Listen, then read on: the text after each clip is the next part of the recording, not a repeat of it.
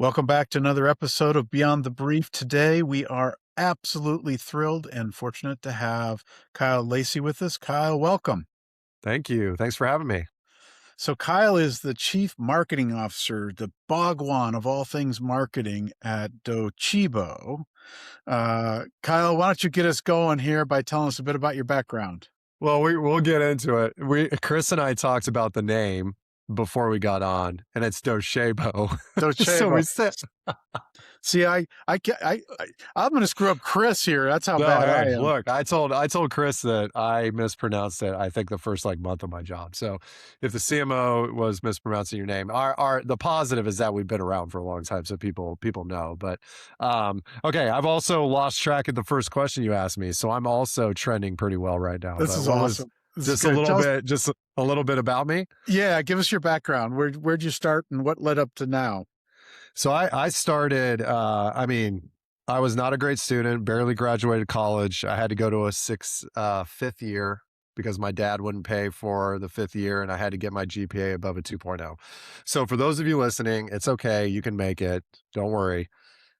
So after barely graduated, graduating, I opened an agency in Indianapolis, Indiana, and my product was basically digital design, but also designing MySpace pages and Facebook accounts and LinkedIn and all that stuff. And so that's where I began my career, was basically talking about social, and social at the time. So this was 2007, 2008, was pretty much maybe not the extent of what we're experiencing now with the AI revolution, but it was close. People didn't know what to do with it. They didn't know how to use it. So we took advantage of that as an agency, ran the agency for 5 years. And when I ran it into the ground, which is a whole nother conversation, I was hired by a customer of mine called ExactTarget. And ExactTarget at the time, so this was 2012, large software company in Indianapolis, Indiana, where I live and I'm based, email marketing platform. I think I joined, I don't know, it was probably 1,500 to 1,000 employees. I'm pretty sure we hired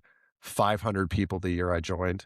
So Wow. long story short, I joined there to speak at conferences. I then led the content marketing team.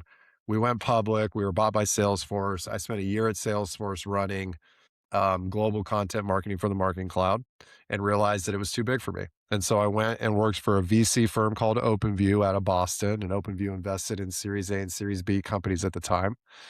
And that led to my job at Lessonly, which was my first VP of marketing role at a software company. We, at the time, we were a Series A, about 3 million in ARR.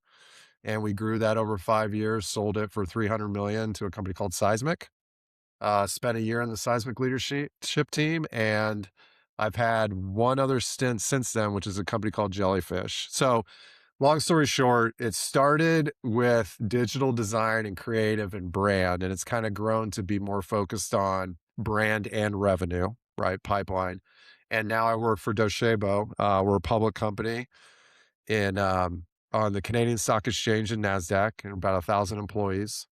And we focus on skills development, learning development for large companies. So how do you train your people to be their best and do their best work and do it at scale?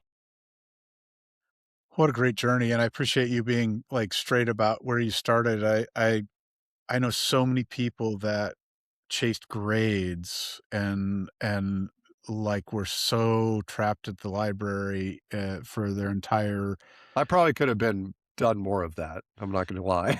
Well, there's everybody's gotta find their balance, Right. but that I love the fact that you owned it, and it has certainly not held you back. You've failed up fantastically, so keep up the good work there.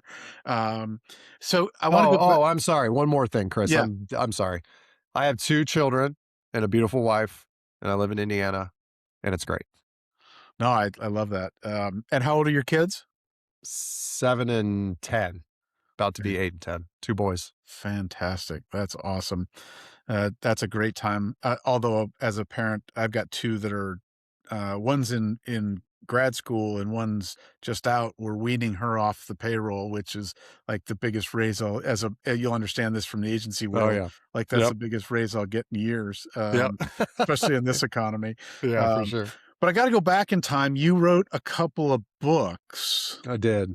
And so how do you think those are playing today? One is Twitter marketing for dummies. How would that play? Well, I think we all know that the dummies guides in general are probably not working very well now. I mean, I can just go to AI and ask, right? So, Right. but it was the first book, and I got it because Wiley, who's the publisher of Dummies, it was based here in Indianapolis, and I met one of the editors, and she was like, "We need a writer for this." I said yes, and that led to writing "Branding Yourself," which is, I think, in its fourth or fifth edition in four or five languages. Social CRM Dummies was the third one, and I should have never written it. But Yeah. the process and the opportunity was great. Like writing a book definitely gives you some credibility at the time. Mhm. And being let's see, I was probably 26 when I wrote it. Like it definitely helped me sell more because I had a book, right? And it helped me get the job at ExactTarget, which is why I'm here today. So no, none of them are relevant anymore. I'm gonna say one of them has to do with a fun fact that I'm gonna say for later, but like Go. it's no, I mean, I can't imagine writing a dummy's guide now. I mean, for the speed at which this tech's evolving. Like, can you imagine an AI, like a Claude for dummies right now? There's no way. You can Oh never my do it. god. Yeah, well, even books, like, so I behind me, I've got all these wonderful books that, I actually read most of. Yeah. Mine are Uh, down there. yeah, and I literally reached out to, I like you, I imagine, I guest speak at a lot of, university programs and, which I enjoy. But I literally said to one of my professor friends, I said, "I've got all these books that I never even do anything with anymore. Like, I don't know what to do with them. I'm moving soon. Like, I'm not gonna move them." Right. And I'm like, "Do you want them?" And she's like, "No, no." Like, it's an artifact from, a just different era. If it's been printed with rare, like, I would say maybe David Ocker's, book on brand management might Yeah. be worth a good look, but, um, Yeah, I still go back to breakthrough companies and which is actually the companies in themselves are that's not why I read it, it's just great stories, and Emotional Branding by Mark Gobe, which I'm probably butchering his last name, but that is a brilliant book. It was my first book I ever read on marketing, really, outside of maybe a Dan Kennedy book that my dad gave me on direct mail, and it's still relevant. It's yeah. still relevant today, even though the times have changed pretty dramatically since he wrote it. Yeah, that's, it's funny how that's definitely changed. So, let's jump to where actually, before we jump to where you are now, I have to give you props. I pitched against Jellyfish a bunch of times. I don't think I ever won. Uh, Oh, wait, wrong jellyfish, though. oh, You can edit this and post edit. Are you okay. talking about the agency? Yeah, yeah, yeah. Yeah, no, this is a Series C company based in Boston. So Okay, they do, software engineering, like, productivity. okay. So it's like, how do you manage Jira and Got stuff it, like that? So no, got it, I had multiple people mistake me for the CMO of that agency, and it's not. This was a got it. Series C company in Boston. Well, good. I can complain about them then, You and can it's a complain about totally them. Yeah, separate, different company. yeah, Got it, got it. yeah. Yeah, good stuff. Awesome. All right, well, Docebo. Yeah, you got it. Good As a job. name, like, I'm not the only one that's bungled it, and I own it. What's the origin of it? What's it mean? It's Italian, and it means to learn. Nice. So it's got we were start I'm gonna probably butcher the timeline here, but I think it was 17 or 18 years ago. I think they co-founded our co-founders started it. It was originally called Spaghetti Learning, and it turned into Docebo. And I'm sure that there were tons of times where they talked about renaming it, but they stuck to it. And now we're a leader in the market, so it's more of a joke now than anything else. And I would never think about changing it. Right. But yeah, I mean, it's the Italian culture still is pretty deep in the company. That's awesome. That I love it when it's, like, lands that clearly. I mean, how many names do we have in the dot-com era and A post-dot-com lot. era where it's like, and now pharmaceuticals have made it even worse, right? Right. It's Right. a real challenge. So LMS, learning, like, tell us about your market. What, dimensionalize it. Give us who are you selling to, and what's that look like? What's the buying committee size and shape? Oh, I mean, it's all over the place. I Yeah, mean, honestly, I can say that right now we're dealing with way more people in the buying committee than we have before. yeah. And I would say that as well, so who we target, um, learning and development, we target anyone that sits underneath the CLO, which is Chief Learning Officer for some, and that role has evolved and is evolving, right? Mm, We also target people on the HR side, talent development. We just purchased a company in France called 365 Talents that deals with skills intelligence and job architecture mapping and how do you connect skills intelligence to learning to get hyper personalized for every single person in a company, mm, and then how do you connect those to the business outcome, right? I this is a very specific podcast, so I don't know if we want to get into that in particular, but for us, it's anyone on the people side and also CIO, CTO.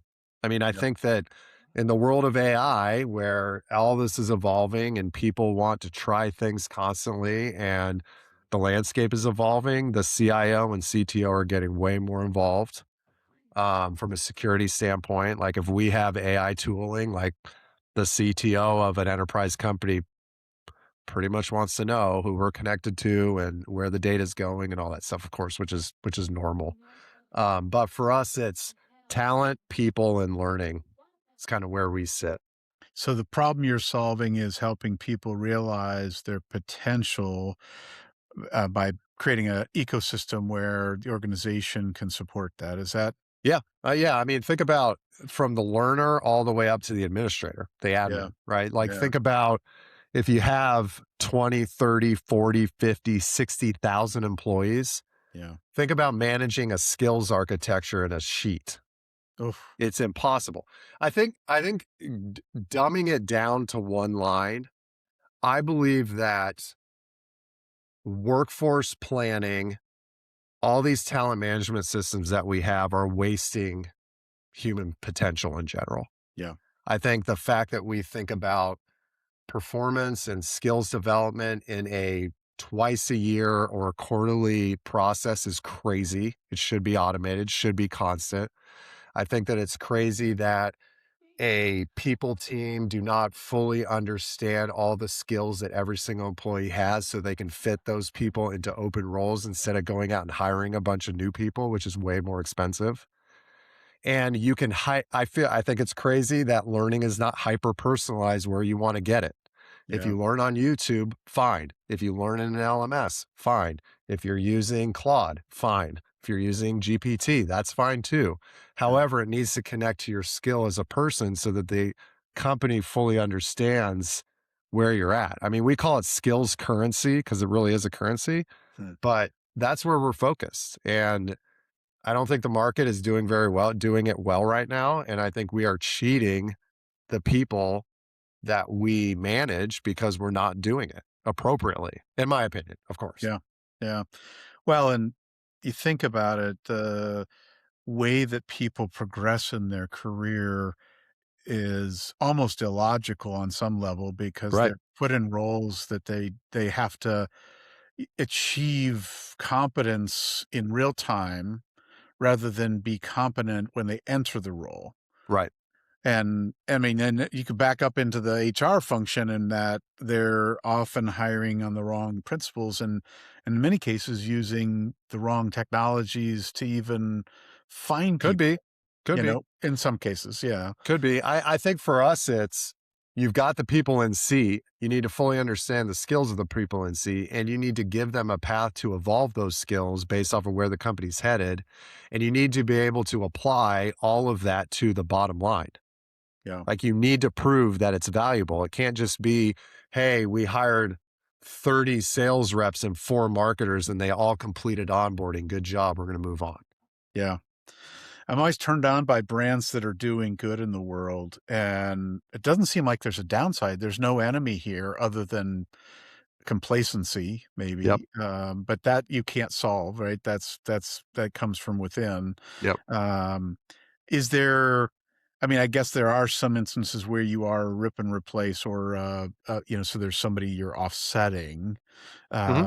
that that might be the downside, but generally speaking, you're a force for good, right? I mean I mean, that's my opinion. We're definitely I think that I mean, look, at the bottom line, at the foundation, learning specialists, people in learning, people in talent, people on the people team Mm, want to create things that help people do their best work. There's that like and so we believe that we have the system that helps to helps best support that. yeah, And when people do that, they're happier in their role, they're happier in life. You are giving them a career path that's actually interesting and not some Google sheet that's been used 70,000 times with 50,000 different people. Like you're personalizing it to them. And that's the way it should be. We're finally to the point where this stuff is usable and meaningful and you can do it at scale, which is amazing. I mean, just from a marketing perspective, think about it. Even an agency perspective. yeah, yeah, If I can look at that and know what every single person on my team is doing and where they need, maybe I have a product marketer that needs a little bit more work to learn Claude code. Maybe I have a designer that needs more support in Figma. Maybe I have like there's tons of different use cases for it. And it's so important that companies start focusing on that instead of just hiring, hiring, hiring. yeah. So breaking it all down inside the platform and product, Mhm. where's the content come from? And because what you just talked about, I can just imagine how complex that looks. I mean, just the very notion of personalization Yeah. and Well, you can create the content using our system, yep, and we've got AI to help with that. You can buy the content through a content marketplace, which yep. gives you access to tons of different ways, to tons of different types of content. Um, let's see, what did we say? We said create, you can buy, and then you can actually pull in pieces of content outside of it. So you can license as Or, well. well, you can license it, but you can also allow people to track where they had learning outside of the system. And that's where, we can't, that's where it's just an interesting play is like, hey, it's okay to go learn other places as long as you're keeping track of this stuff within your system of record. That Right, doesn't mean you're going and pulling content that you didn't buy. It means that the reality is that people are using YouTube and GPT to learn, and you should keep track of that because it helps you understand the skills of your workforce. right. Um, Directly related to learning and success in organizations is culture. Mhm. How does your solution support culture? I mean, is there a dimension of it from a UX perspective and a implementation perspective and the way you guys, because I mean, there's asynchronous content platforms, LMSs that are just not good, right? And part of it is Mhm. because people are not they don't have good, academic, the pedagogy approach, the content design, it's, all those things, right? But how do you align with freeing the potential in people? Because there's that it goes back to that core issue of teach versus learn, Mhm. right? People have to wanna learn. Well, you look, I if you give people content that they want to consume, they're gonna consume it. Yep, I mean, we all stream yep, shows. I mean, we probably spend way too much time on it. right. We all have personalized ads showing up to us via Facebook and Instagram and Snap and all of them. Actually, I don't know if Snap delivers ads. I'm assuming that they do, but TikTok, Instagram, Facebook. Um, the same thing applies to learning. Yeah, Now, when you have a culture that where people aren't learning, it's because you aren't delivering learning that they need or want. Right. Right. right? So I don't, I think it's more about making sure that you have the right structure in place to understand what people need and doing everything that you can to deliver that in their moment of need. Yeah. Yeah. Where, it could be a sales rep in Salesforce that's about to jump on a call and needs context to a competitor that they can automatically pull up within like a Chrome extension. It Mhm. could be that there's a part in a video that somebody liked and they want to tag it to remember it later. It could be the way you're personalizing onboarding for the 5 AEs you just hired. Like there's tons of different examples, but I think it's context and I think it's hyper personalization. I love it. So, in one sense, what you do is very simple, and in another, it's super complex. As a marketer, how do you parse that, and where do you focus from a messaging perspective? I mean, there's multiple different levels of messaging, which you can Mhm. probably, which everybody knows if you're listening to this. From a high level perspective, it's fairly simple. It's like never stop learning. The only competitive advantage you have as an individual is your ability to learn. We just Yeah. help you do that, right? Especially in the world of AI, where I think the only competitive advantage that companies have when everybody has the same technology is the people. Mhm. That's it, right? Yeah. So that's Yeah. a pretty simple. Now you get into product and features and pain points and ICPs, and Mhm. depending on if you're in UK or Germany or France or the US or Canada, like all that gets pretty technical and pretty deep. Mhm. But at a high level, it's, you're doubling down on your competitive advantage, which is your human beings. And Yeah. guess what? They're going to be even better with what we've got, the AI technology everybody has, right? Yeah. Yeah. Um, in the education sector, universities are starting to realize that they need to continue to support enterprise. I mean, are they competitors, or are you able to work alongside them and basically create an outlet or a platform for their educators that have content that's valuable, and Yeah, to we go? don't look, I mean, I'm not gonna speak to a specific use case, but if the content is needed for the customer, we can use it. Yeah, As long as the I can't speak to the legality of some of that stuff, but sure. yeah, I mean, we don't, we don't discriminate on content types. I guess that's the best way to say it, and if a university wants to partner, if a nonprofit wants to partner, if we're not competing with them. We are helping manage the process. And so, okay, so you've talked about the messaging, talked about the ICP or the kind of buying committees, the you know, on a full funnel basis, what's the average kind of sales cycle look like for you guys? Is it a 3-month window from okay, we got to do something? Is it what's that look like, or does it just vary so It dramatically? varies. I mean, we're segmented from mid-market to enterprise to government. I mean, it can range anywhere from 90 days to 6 months. It Yeah, just depends on it depends on the person and it depends on the company we're trying to sell in the segment. yeah. But yeah, it just differs. So beyond the brief, our the kind of centerpiece of that is we all write these things called briefs or marketing plans or whatever. We Yep. do our best to nail it and inspire the team when they get into the work. And inevitably, though, we get into the work and we're like, "Oh, that's not really that good." What else can we do? Where do you have any examples of where you've like been into something and stumbled across something, or something came out of ideas on the rise in culture or customer feedback loop or whatever that it was like an insight that was like, "Oh, there it is." In terms of the creative brief, The strategy that then went into the creative brief or project brief, because it could be a marketing or marketing adjacent action that was affected by it.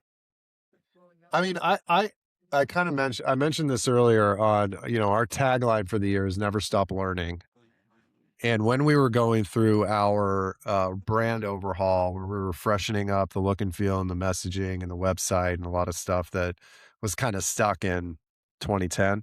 Mm, Um, we came like it hit us, I'd say probably 1 or 2 months into the major project, which was everyone is talking about the system and the company and the admin, and nobody is really talking about the learner.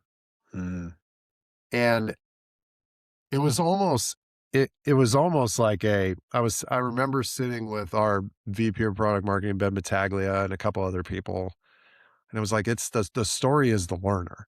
mhm, The story is the learner. And it amazes me.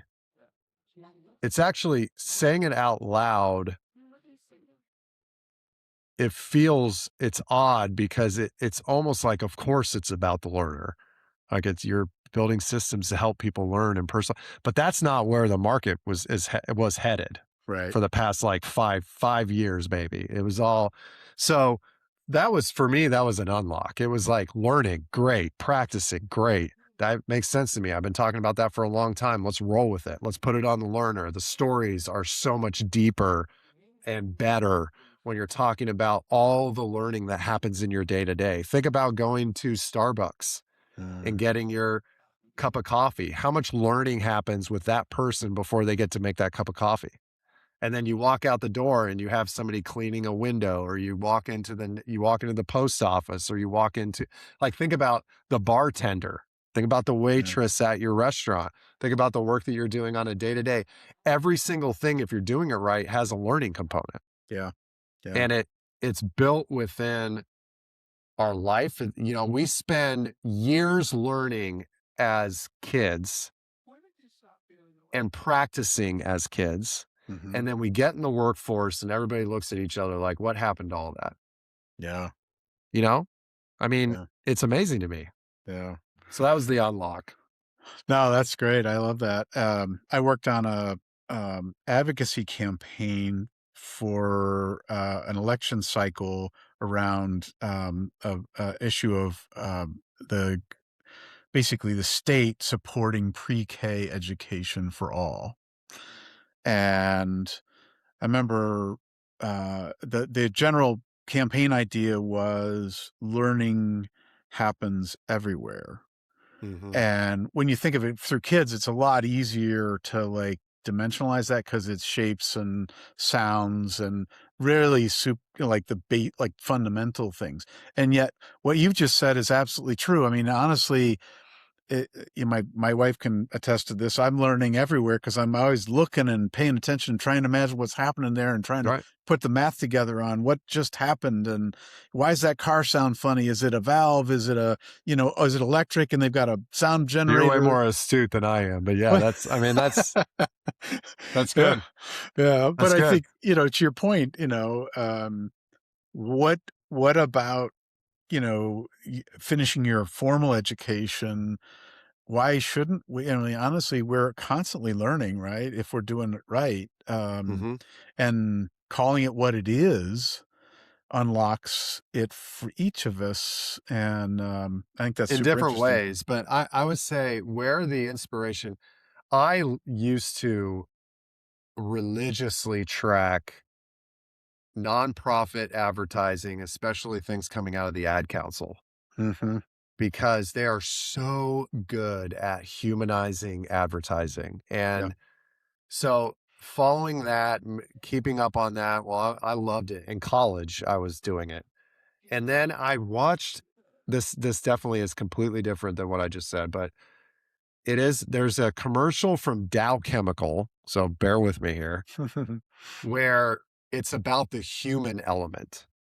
So it's like they talk about the periodic table and how the most important element is the human element. I have, whether or not Dow Chemical actually thinks about that is not something that I can speak to, but you can all make your case. But um, I remember it to this day, and I always go back to it because it was so good in how they approached the script and the copy and the visual elements, and it just stuck with you. And I have multiple examples of those where I think that I've been trying to chase that ever since, for the past 20 years, Yeah. that Yeah. idea. And because it's why we do business. Well, it's funny because as a marketer, one of the things we think a lot about is what's all the sensorial information we can Mm, provide context to. Because I mean, now there's sonic branding, and I mean, people talk about these things more than they used to, I think, in some ways, but yet some of the greatest campaigns ever didn't rely on over information. They just served a very specific context that was a simple human truth. yep. Well, And that, do you remember the University of Phoenix? We Rise Up. yeah, yeah, Good God. yeah. Like, Well, I I will mean, take that. I looked at that for our campaign. I mean, they don't even do it anymore. yeah. I still reference those ads as great copy, great visuals. The mom doing all the day to day and then studying at night, and that she rises up. You're like, hell yeah, I'm there. I'm here. I'm here for it. I might never attend, but I'm here for it. It's great. Yeah. I, there's lots of great examples like that. One I remember very fondly is GE's "We Bring Good Things to Life." Yes. Um, I mean, Yes. you could be making aircraft engines or light bulbs, Yep. and both are true. Like, absolutely lands spot on. Yep. It's so good when it hits like that. Um, well, and it really has to be human first, right? It's not, I mean, you're not in the speeds and feeds business, and yet you have a platform that's technologically very advanced, has AI and all these other things, but it's really about that human impact. I don't And know. I would argue that we're kind of all in the speeds and the feeds world, yeah, but well, we certainly we're exist in it. competing with it. Yeah, but if you start the conversation there, one of the things we often use as a way of explaining it is, as a brand, you can't walk in a room unknown to people that don't know you and say, uh, ingest any learning assets you could ever want in any form or faction, and it will make it available to all your customers. No, they'd be like, "Who is this guy, and why am I talking to him?" Like, Yeah. next, or Yeah. even more, buy one get one. Like, if you Right. start at buy one get one, you are so not going to be a part of the conversation. Right. Everybody's going to scatter like mice. I think to distill it down, the only thing, the only thing that makes marketing relevant or marketers relevant is the experience the prospect or customer has with the brand. And it's either a good experience or a bad experience. And that's it. Yeah. And people buy people that have great products and services, in that order. They may go seeking the product, but if they can't, because there's always going to be somebody in Yeah. the way, some Well, human. I think Sam Altman said, we're in the world of fast fashion software. Mm, So in my world, there are plenty of different places you could go to get something, but you're right. The service and the people still, I'm not going to say that's going to be the case a decade from now, but it still matters for sure. yeah, yeah, right. So you've had an amazing journey, and you've only just begun. You're only like 24 years old, so I mean, you're killing it. I am younger than when I wrote a book in 2012. Yes, exactly. Yeah. Um, um, are there any, um, I imagine there are, but are there any people along your journey that you want to give a shout out to for the great advice they gave you? Oh, good Lord. Um, Yeah, I mean, oh geez. I mean, there's tons. I would say I already mentioned Mark Gobe. I have never talked to the guy. I'm not even sure if the guy's still alive. Mm. I don't even know if it's a guy. I have no idea. But his or her book was instrumental in my upbringing as a marketer.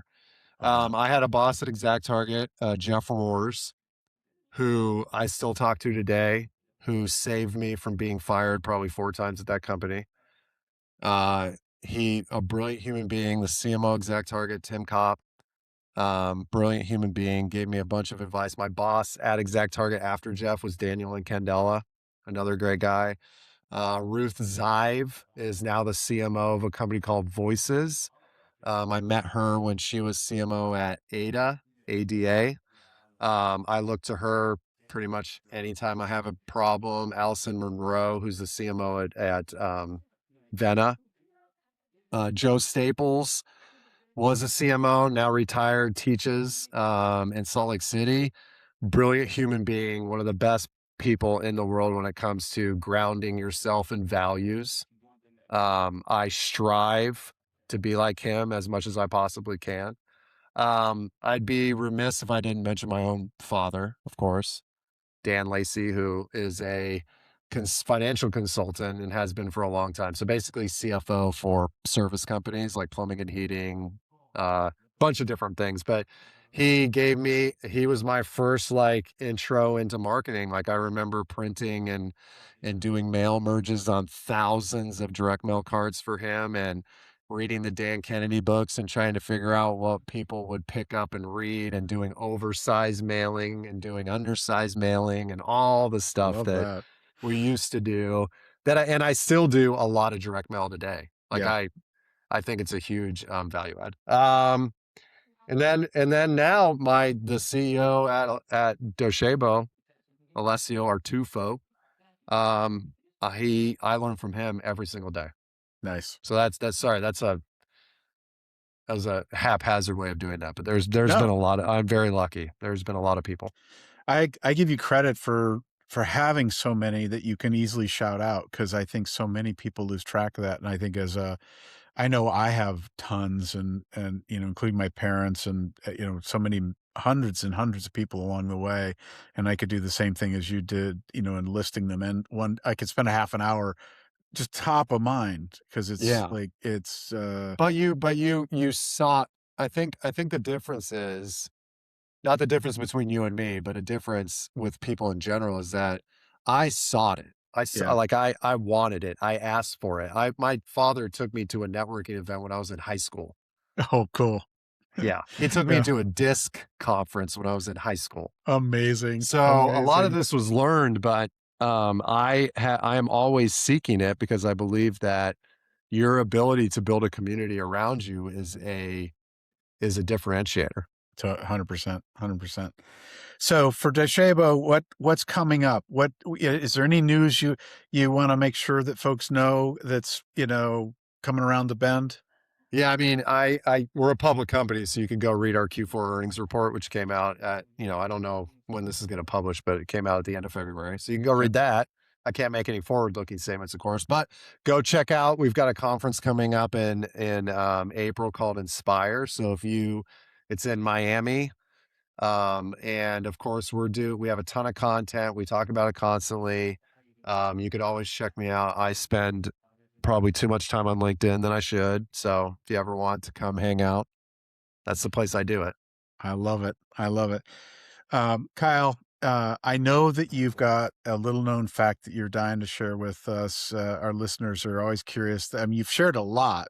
One of the things I love about you is you absolutely bring it, and it's like there's no doubt this is not a prepackaged, like No, sanitized. there's You not. know, this is the unvarnished Kyle. We're getting the real deal. I probably should spend more time working on talk tracks, but for me, it's I know what I like and I know what I've done and I know where I'm going, so it's just really easy to talk about. But you wanted my fun fact is that we talked about my books, Yep, and I still make a little money on the personal branding book, Branding Yourself, and nice. because there is some school in Seoul, South Korea that still buys a box of these books every year. I don't know who it is. They've been doing it for years.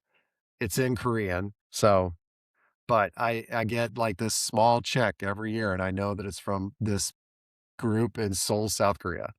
That is amazing. I love that. I love that.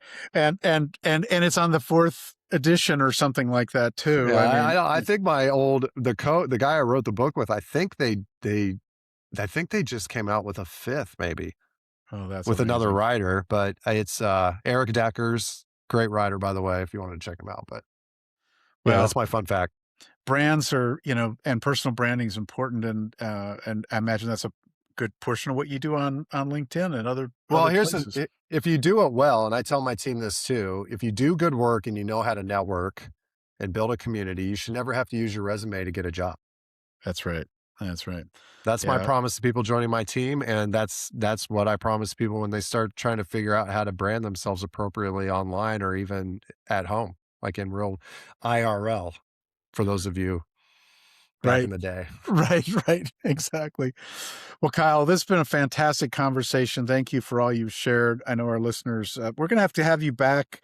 I have only about 19 things I've written down that we could have gone off and wandered around talking about. So, Maybe we can go deep on one. yeah, Going deep exactly. will probably help me prepare. Exactly. I like it. Well, Kyle, thank you so much for the time, and for the listeners, Docebo is the place to go to learn. These few people know how to turn you on and turn you up. And if you're not getting that from your company, check them out. Kyle, thanks again. And with that, we will conclude another episode of Beyond the Brief. Thanks everybody for hanging out with us for a while. Thank you.